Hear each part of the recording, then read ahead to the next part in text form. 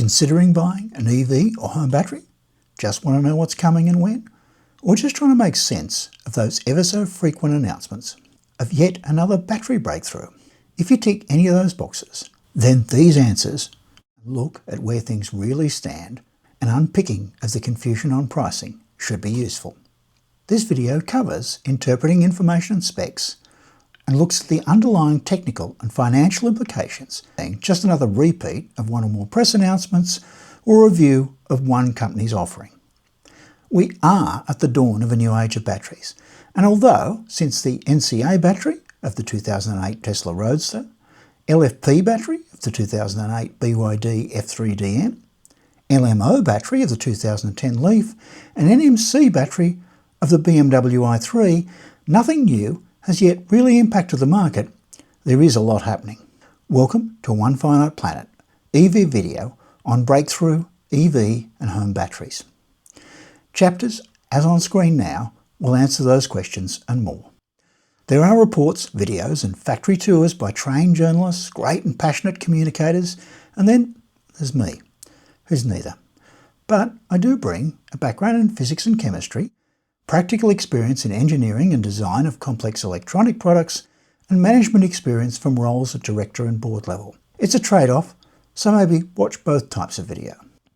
As you'll see, digging deeper reveals that both early pricing information and specifications can be very misleading, but companies need to showcase how their advances and their solid-state batteries are ready, because market launch requires investment.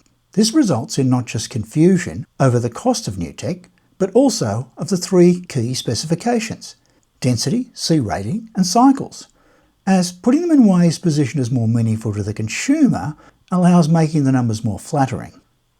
The biggest area of confusion about new products and technologies is cost.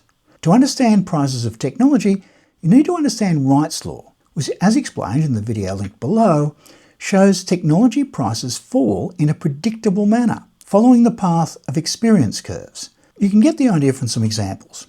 The price of solar cells has fallen to below 1/300th of what it was back in 1975 and 1/16th of what it was in 2015. Were flat screen TVs just a way to, at a premium, provide for bigger TVs, or actually a way to make all TVs cheaper? This price table shows that prices have fallen from a 2006 inflation-adjusted price of $10,000 to $14,000 US to, in 2025, just $600 for a similar tech level, and to around double for upgraded tech not previously available. What was seen as premium tech in 2006 is now clearly the cheapest way to make a TV set that there's ever been. Just as initially many thought flat-screen TVs were for big TVs, but low-cost tube TVs would remain, many now assume solid-state batteries are only for where high energy density is needed. But, as will be explained, reality is that today's liquid electrolyte batteries are tomorrow's tube TVs. Consider this graph from 2018 of lithium-ion battery prices by Bloomberg. It shows the experience curve and that its predictions were quite accurate and follow the pattern of my theoretical Wright's law graph. Now, lithium-ion battery data starts in 2010 because this is when EV-sized battery packs were first available, but the underlying tech was built on the learning curve from lithium-ion batteries from the 1990s, so as is the case today, this is not actually starting from scratch.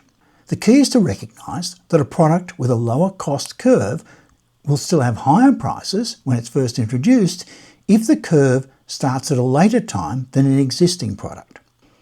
This is what happened for LCD TVs, and this is exactly the case for solid-state batteries, where the reduced size and amount of materials will ultimately make them lower cost than current technology. But their key advantage of density can allow some sales in lower volumes at a premium price while still early on the curve. The other key lesson from Wright's law is that most technology initially makes losses, even with high prices. Consider Tesla. It took 16 years and 20 to 30 billion in funding to bring them from starting in 2003 to sustaining profitability in 2020. But that investment certainly paid off, and the returns since then have even made Elon Musk the world's richest man. Key points are, Firstly, bringing new tech to market is expensive, and attracting required funding is often the aim of press announcements. Those who already have the funding can progress without telling anyone. Second is that pricing is a curve, and initial pricing is very disconnected from what comes later. And it actually follows a pattern dictated by Wright's law, making the progression predictable. Now to the specs, and the first confusing spec is density as watt-hours per kilogram. It gets a tad confusingly called energy density, which would technically be watt-hours per litre or energy per unit volume, but the kg makes it clear what's meant is gravimetric energy density, so that isn't the confusing part. That is that there's two numbers. Cell density, which makes the numbers look better, and pack density, which is the density of a battery pack made using the cells and is always lower. It's easy to mistakenly compare cell density of a new tech like nitrosodium batteries, for which there haven't yet been any teardowns or clear pack density spec, with, for example, pack density of existing LFP batteries. Take note of whether specs are cell or pack density, especially when someone picks specs from two different sources to compare. Then charging speed. And I find statements like, "This tech provides for a charging rate of up to XYZ kilowatts," frustrating when presented without saying at what battery size, since they're meaningless without knowing battery size. It's easy to forget that at the maximum rate, with similar battery types, it takes about the same time to charge a tiny phone battery as a huge EV battery. For any given technology, every battery, regardless of size, given enough power and management of the heat, can charge in the same time. Consider the battery of a BYD Atto 3, which has a battery with about a 1C rating, and by most standards that's slow. Divide 1 hour by C rating for how long a complete charge takes. So 1C means it takes around an hour for a complete charge. That's on average 60 kilowatt charging for a 60 kilowatt hour battery, but 300 kilowatt charging for a 300 kilowatt battery. If I want to make a 1C battery technology sound impressive, I just say allows for charging at up to 300 kilowatts. While an example of the kilowatts for charging a given size of battery with the C rate available is helpful, it can be deceptive if it's not then revealed what battery size was used for the example. There are also C ratings for power delivered from batteries. For EVs, power is usually specified as what is delivered through the motor, allowing many to forget that it's completely dependent on the power supplied to the motor. Examples of the long-range Atto 3 and the lower power Atto 2 have been spotted with physically the same motor, but with different power ratings that result from how the motor must be configured when used with a battery less capable of providing power to the motor. A more advanced battery is what enables the Denza B5 to deliver more power than the BYD Shark 6 and also have higher charging rates. The speed record holding U9 supercar has a discharge rating of 30C. That's the real secret to its power. Again, the official spec for battery lifetime, cycles, becomes easier to picture when converted to total kilometres that can be driven, or years the battery should last. But to convert cycles into total kilometres driven, multiply the cycles by vehicle range, and vehicle range is completely dependent on battery size. To convert to years, it requires an additional figure for how far should be driven per year. For example, if a battery tech is rated for 3,000 cycles, then with a battery size that provides for 300 kilometres per cycle, that's 900,000 kilometres or 900 megametres.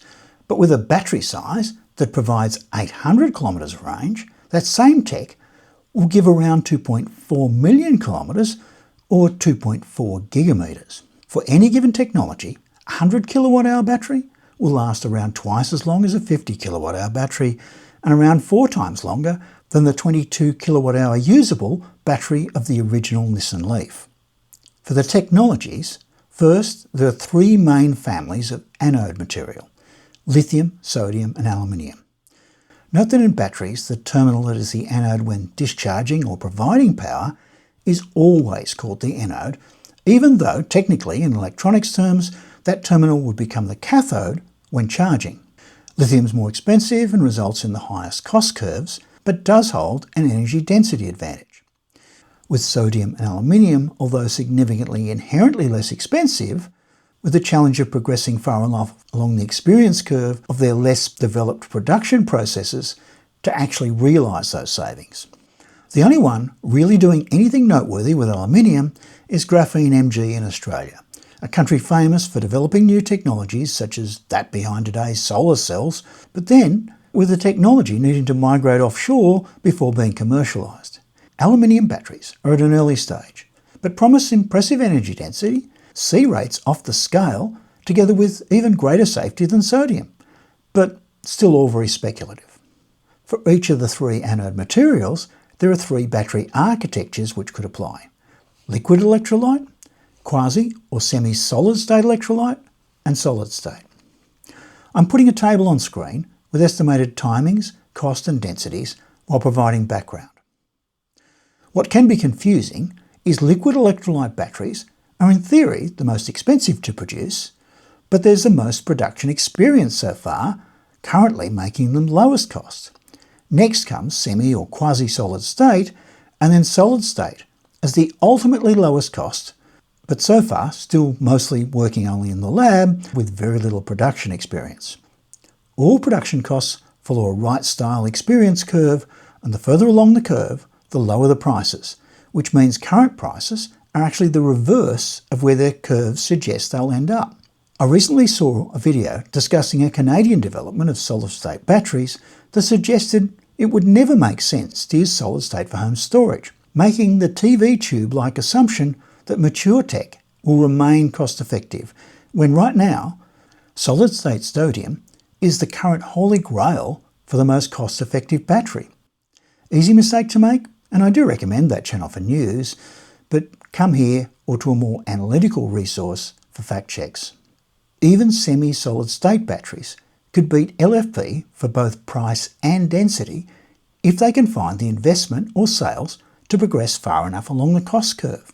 And LFP batteries are seen as being able to fall to $50 US per kilowatt hour by 2030, making the challenge for other technologies to be that of progressing along the curve far enough to steal that price lead. Interim tech can be a gamble. Look at plasma screens, which came before LCD, but almost as soon as they reached price lead, LCD stole it from them, driving losses for Panasonic, Pioneer and Hitachi, and resulting in Hitachi and Pioneer exiting TV production in 2012 and 2010 respectively. Interim tech, like semi-solid state, or any technology that's a bridge to solid state, comes with the same risks. Really pays to make sure everything's lined up, which is why there's so much going on behind the scenes. It's like entrants for a race, all taking their position on the starting line, many seeking to secure the funding and investment required to deliver them to the finish, and the big two likely to make less noise and limit their interim steps. So, should you hold off? The main thing to remember for this is, as explained in more detail in the Wright's Law video, any introduction of new technology will for some initial time make a loss. The inherent cost savings take time to be realised, so that unless a new product is desperately craving market share, the launch pricing may be competitive but rarely earth-shattering. Generally, the fastest fall in prices comes sometime after the new tech hits the market. Note that all projections assume almost nothing else is going to change, and in a world where AI can impact costs, is also exacerbating a bubble in a global financial system that increasingly already resembles a house of cards, and we're in a world of political turmoil, dealing with climate problems, and being ill-prepared for the coming necessity of a population peak, other things changing seems likely. So, conclusions. Recognise the stories as marketings. Check densities as to whether cell or pack, and charging speeds and lifetimes. If they're not given as C ratings and cycles, check the pack size they apply to. But no matter what happens, we appear to be on a path to batteries falling even to as low as $10 US per kilowatt hour. But it will be progressive, not one sudden jump, meaning the gains for holding off at any point in time are not that significant and similar to with buying a computer. But the implications are huge. Cost reductions are already a tipping point and will continue.